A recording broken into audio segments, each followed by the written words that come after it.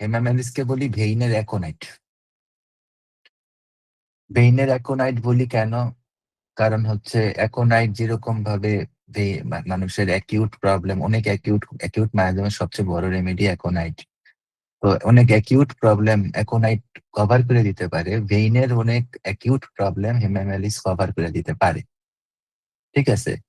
হ্যাঁ, এটা মাথায় রাখবেন, কারণ অ্যাকোনাইটের কাজ হচ্ছে অ্যাকিউট অবস্থায় দ্বারা একটা জিনিসকে সলভ করে ফেলানো। Same goes to হেমামেলিস in terms of vein. In terms of vein, vein মানে হচ্ছে যেগুলো দিয়ে ব্লাড যায়। হুম। এবং প্রথম কথা হচ্ছে প্যাসিভ হ্যামারেজ। তো প্যাসিভ হ্যামারেজ কি? অ্যাক্টিভ হ্যামারেজ এবং প্যাসিভ হ্যামারেজের মধ্যে পার্থক্য হচ্ছে রুগী বুঝবে না যে তার ব্লিডিং হচ্ছে, that is called passive hemorrhage. রুগী বুঝবে না তার ব্লিডিং হচ্ছে। লাং থেকে হইয়া হয়তো কফ উঠবে তখন বুঝবে, স্টমাক থেকে হইয়া পায়খানা কালো হইয়া বাইর হবে তখন বুঝবে, নস্তিকা হবে তখন বুঝবে। কিন্তু এই হেমারেজটা হইতে থাকে না, স্টেডি স্টেডি ফ্লো। সো এই হেমারেজটা না হইতে থাকে এবং সেটা কি ধরনের, কিভাবে হইতে থাকে? স্লোলি হইতে থাকে। তাহলে একটা ইয়ে হচ্ছে স্লো, একটা হচ্ছে স্টেডি ফ্লো। যেহেতু এখানে স্লো, সেহেতু আমরা কি বুঝবো এখান থেকে? এখানে যেহেতু স্লো, সেহেতু আমরা মনে রাখবো যে হেমামেলিসের প্যাথোলজিও খুব স্লোলি ডেভেলপ করে। যে রেমেডি যত বেশি স্লো, সেই রেমেডির প্যাথোলজি তত স্লোলি ডেভেলপ করে। যেমন ব্রায়োনিয়া, জেলসিমিয়াম। তো ওই রেমেডির প্যাথোলজি অনেক স্লোলি ডেভেলপ করে, অনেক বেশি স্লোলি ডেভেলপ করে। সো স্লো কিন্তু স্টিডি। স্টিডি মানে কি? তার মানে হচ্ছে এই রোগটা চেঞ্জ হবে না আনটিল অ্যান্ড আনলেস আপনি ওই হেমামেলিসি দেন। কারণ এটা আমি আগেই বলছি যে এটা কনস্টিটিউশনাল রেমেডি। আসলে এটাকে অ্যাকিউট হিসাবে আমাদের রেমেডিকে প্রেজেন্ট করা হয়, but are really hamamelis constitutional remedy. We have used a lot, like 200, 1M, 10M, 50M পর্যন্ত। আমি আমি তো 50M পর্যন্ত ব্যবহার করছি। So we have used a lot, অনেক অনেক ইউজ করছি। সো স্লো, স্লো মানে কি? স্লো মানে প্রথম হচ্ছে স্লোলি প্যাথোলজি তৈরি হয়। কোথায় স্লোলি প্যাথোলজি তৈরি হয়? যেমন প্রোস্টেট ক্যান্সারে স্লো প্যাথোলজি তৈরি হয়, 25 বছর ধরে তৈরি হয়। কোথায় প্যাথোলজি স্লো তৈরি হয়? অনেক সময় দেখা যায় ব্রেস্ট ক্যান্সারে স্লোলি, একটা ফাইব্রয়েডেনোমা ছিল, এটারে আস্তে আস্তে কনভার্ট হইতে হইতে হইতে হইতে 20 বছর লাগায়া এইটা ক্যান্সারের দিকে কনভার্ট হয়েছে। স্লো। এই স্লো কথাটা মনে রাখবেন। স্লো কথাটা সবচেয়ে বেশি প্যাথোলজিক্যালি খাটে কনায়ামের ক্ষেত্রে। হম কনায়ামের ক্ষেত্রে কিভাবে খাটে? যে আমার ধরেন 25 বছর ধরে একটা রুগী, ক্যান্সারের রুগী আছে, এত স্লো, কিন্তু আপনি যেই রেমেডি দেন না কেন বেটার ক্যান্সার কিন্তু যাচ্ছে না। হুম স্লো। তো স্লো কথাটা খুব গুরুত্বপূর্ণ, খুব খুব মারাত্মক কথা, যে স্লো, স্লো প্যাথোলজি তৈরি হয়। হ্যাঁ, স্লো। আচ্ছা, এরপরে কি? হেমারেজের কালার কি? প্যাসিভ। প্রথম কথা হচ্ছে প্যাসিভ। তাহলে প্যাসিভ কি? মহিলাদের হোক আর পুরুষের হোক, আর নাক দিয়া রক্ত পড়ুক, আর গলা দিয়া ভ্যারাইসিস হোক, লিভার সিরোসিসে হোক, হোয়াট এভার হোক, যেটা হবে এটা হচ্ছে প্যাসিভ। ওই রোগী বুঝবে না যে তার ব্লিডিং হচ্ছে। প্যাসিভ। প্যাসিভ, প্রথম কথাটা হচ্ছে প্যাসিভ। এবং দ্বিতীয় কথাটা হচ্ছে এইটা ব্ল্যাক এবং কপিয়াস। কপিয়াস মানে কি? প্রচুর পরিমাণে। এবং ওই যে প্রথমে তো বলে আসছে না যে কনজেশন হচ্ছে। সো কনজেশন হলে কি হয়?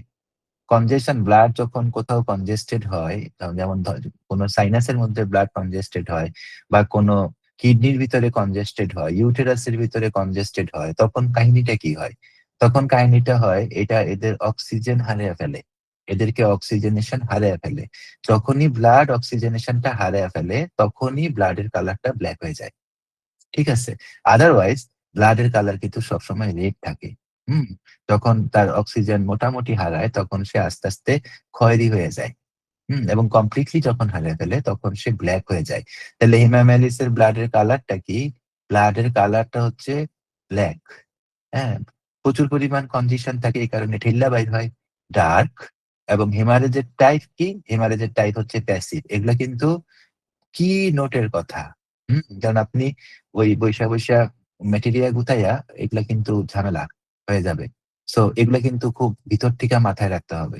বা ব্লাডের কালার ডার্ক, ব্লাডের কালার ব্ল্যাক, ব্লিডিং এর টাইপ প্যাসিভ, এবং ব্লাডের অ্যামাউন্ট কপিয়াস, প্রচুর পরিমাণে হয়।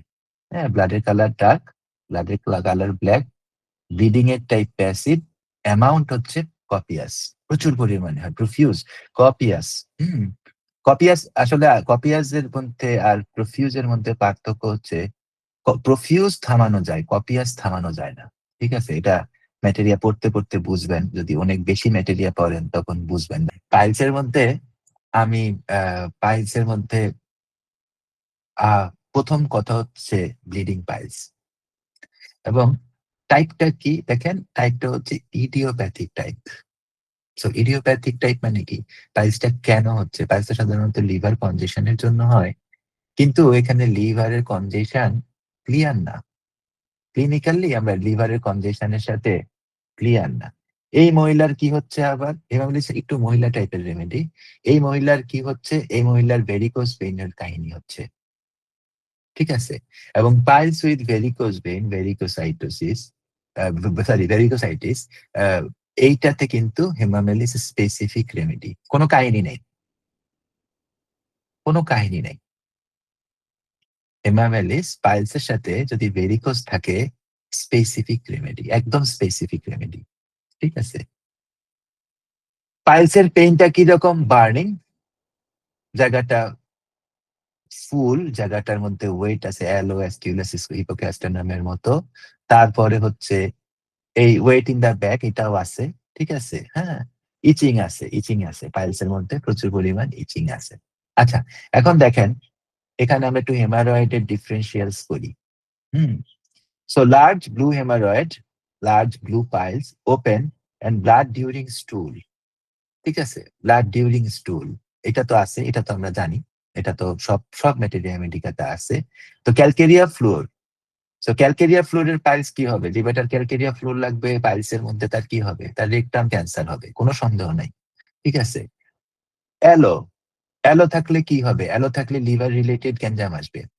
আর পাইলসের মধ্যে মিউরিটিক অ্যাসিড কখন লাগে, মিউরিটিক অ্যাসিড লাগে যখন টাচিং অ্যাগ্রাভেশন হয়, যে কোনো ধরনের টাচিং অ্যাগ্রাভেশন যখন হয়, ওটা হচ্ছে পাইলসে মিউরিটিক অ্যাসিডের কি নোট।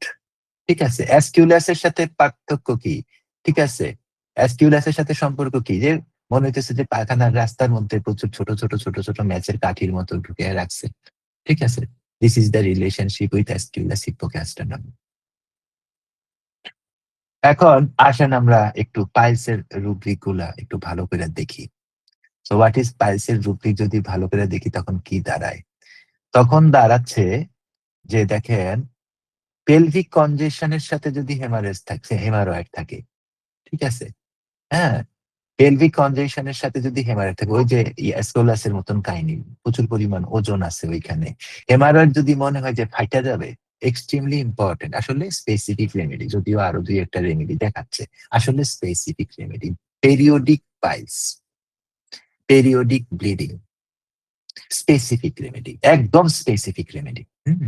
এবং you don't need here to use, to be very honest, you don't need here to use mother tincture, use in potentized form and see the result, outstanding result।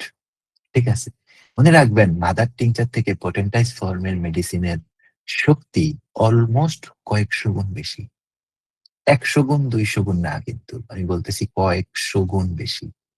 এটা যদি ব্যবহার না করেন কোনোদিন এই জ্ঞানটা হবে না।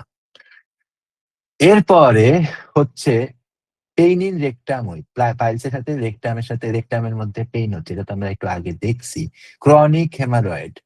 ঠিক আছে, দেখেন ক্রনিক হেমারয়েড আইসা বলতেছে আমার 10 বছর ধরে পাইলস, আপনি প্রশ্ন করবেন পেইন আছে কিনা, যদি বলে পেইন আছে, হেমামেলিস অলমোস্ট স্পেসিফিক রেমেডি। তাহলে দুইটা কোয়েশ্চেনের মধ্যে আপনার পাইলসের কেস শেষ হয়ে গেল। 10 বছর ধরে পাইলস রুগী বলছে, ফার্স্ট কোয়েশ্চেন পেইন আছে কিনা, বলতেছে স্যার পেইন আছে, রেমেডি ইজ হেমামেলিস, কারণ ক্রনিক হেমারয়েড উইথ পেইন। ঠিক আছে, হ্যাঁ, আচ্ছা, তারপরে কি,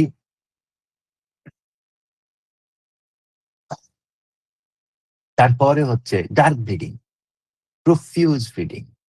ঠিক আছে, ভিকারিয়াস ব্লিডিং, এটা খুব ইম্পর্টেন্ট টপিক। ভিকারিয়াস ব্লিডিং, ভিকারিয়াস ব্লিডিং মানে কি, পাইলসের প্রবলেম আছে, নাকে দিয়েও রক্ত পড়তেছে। ঠিক আছে, হেমারয়েডের যখন ব্লিডিং হচ্ছে, তখন হেমারয়েডটা রেকটাম থেকে বের হয়ে আসতেছে। ঠিক আছে? হেমারয়েডের কালারটা রেড, মানে পাইলসের কালারটাই পাইলসটা রেড কালারের। ঠিক আছে? হুম আচ্ছা,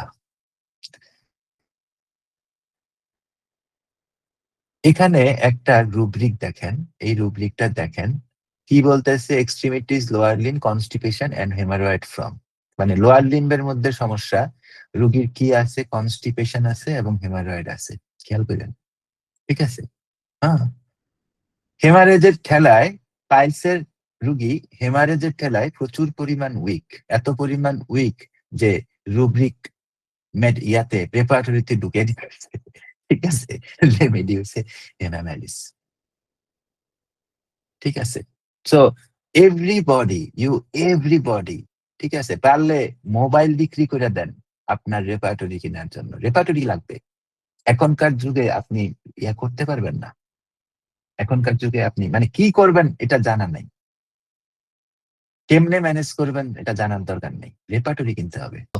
প্রথম কথা কি, প্রফিউজ। দ্বিতীয় কথা কি, প্যাসিভ। তখন বলছিলাম না প্যাসিভ, হ্যাঁ, হইতেই আছে হইতেই আছে হইতেই আছে হইতেই আছে।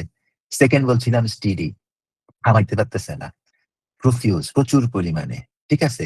তৌরাপা একটু আগে বললো না যে ডার্ক কালার, ঠিক আছে, হ্যাঁ, ডার্ক কালার, ব্ল্যাক কালার। খেয়াল করছেন, কথাটা খেয়াল করছেন, মিলছে তো না? আচ্ছা। এই ডিসচার্জ মাঝে মাঝে রাত্রে বন্ধ হয়ে যায়, কিন্তু দ্যাট ইজ নট দ্য কি নোট অফ হিমেনাইলিস। ঠিক আছে? হুম আর যদি অ্যাক্টিভ হেমারেজ হয়, তাহলে অ্যাক্টিভ হেমারেজে সবসময় ব্লাড ব্লাডটা ব্রাইট হবে, কারণ অ্যাক্টিভ হেমারেজের ব্লাডে অক্সিজেন থাকে। অ্যাক্টিভ হেমারেজে সবসময় ব্লাড ব্রাইট হবে। আচ্ছা, গেল এটা। এখন মহিলাদের কাহিনীর মধ্যে আসেন। মহিলাদের কাহিনী কি? মহিলাদের কাহিনী হচ্ছে অ্যাটনি। অ্যাটনি মানে কি? অ্যাটনি মানে হচ্ছে, প্রথম হচ্ছে যারা প্রচুর পরিমাণে বাচ্চা নষ্ট করে, তাদের ইউটেরাসের ক্ষমতা নষ্ট হয়ে যায়। ইউটেরাসের কন্ট্রাকশন এবং সংকোচন এবং প্রসারণ নষ্ট হয়ে যায়, ফার্স্ট থিং। সেকেন্ড থিং হচ্ছে, যাদের 2টা বা 3টার বেশি ভ্যাজাইনাল ডেলিভারি হয়, ভ্যাজাইনাল ডেলিভারি মানে নর্মাল ডেলিভারি আর কি, এদেরও ইউটেরাস অ্যাটনিক হয়ে যায়। ঠিক আছে? 3 নম্বর কথা হচ্ছে, যারা ঠিক মতো খায় না। মহিলাদের কমপক্ষে মাসে 9 থেকে 12 দিন প্রোটিন খাইতে হয়। ঠিক আছে? এবং মানে রেড প্রোটিন, রেড মিট লেভেলের প্রোটিন খাইতে হয়, যদি তার কিডনি ফিডনি ঠিক থাকে। ওইটা তারা খায় না। হ্যাঁ, এবং যারা বাচ্চা পেটে নিয়ে প্রচুর পরিমাণে কাজ করে, কেমন, এই যে এই কয়েকটা ক্রাইটেরিয়া যে বললাম, এগুলা হচ্ছে অ্যাটনিক ইউটেরাসের ক্রাইটেরিয়া। এগুলা যখন হবে, তখন এই অ্যাটনি মানে হচ্ছে ইউটেরাসের কন্ট্রাকশন এবং ক্ষমতাটা, প্রসংকোচন এবং প্রসারণের যে ক্ষমতাটা, এটা কমে গেছে। সো দিস ইজ দ্য ইউটেরাসের অ্যাটনিতে যদি হেমারেজ হয়, তাহলে আমার হেমামেলিস খুব ভালো remedy. Day time only, metrorrhagia day time only, hamamelis খুব ভালো রেমেডি। অ্যাবর্শন হচ্ছে মেইন রেমেডি হচ্ছে সেভাইনা। ঠিক আছে? অ্যাবর্শন হচ্ছে মেইন রেমেডি হচ্ছে সেভাইনা, যে পেটে বাচ্চা আছে 7 মাস হচ্ছে একটু একটু করে ব্লিডিং আসতেছে, the most important remedy is sabina. ঠিক আছে? আহ এরপরে আপনি হেমামেলিস ইয়ে করতে পারেন। আচ্ছা, তারপরে কি হচ্ছে, আহ ইউটেরাসের মধ্যে ব্যথা পাইছে, কোনো কোনো জায়গাতে ইনজুর ফিনজুর কনকাশন হয়েছে, এখানে দেখতে পারেন। হেডেক, ঠিক আছে, হ্যামারিং হেডেক, বেলেডোনার হেডেক, কিন্তু ইউটেরাসের মধ্যে প্রচুর পরিমাণে, ইউটেরাস থেকে প্রচুর পরিমাণে কি হচ্ছে, ব্লিডিং হচ্ছে, হ্যামারিং হেডেক না, যার তো একটু আগে আমি বলছি, ওভুলেশন ডিউরিং আমি বলছি। হ্যাঁ, তারপরে হচ্ছে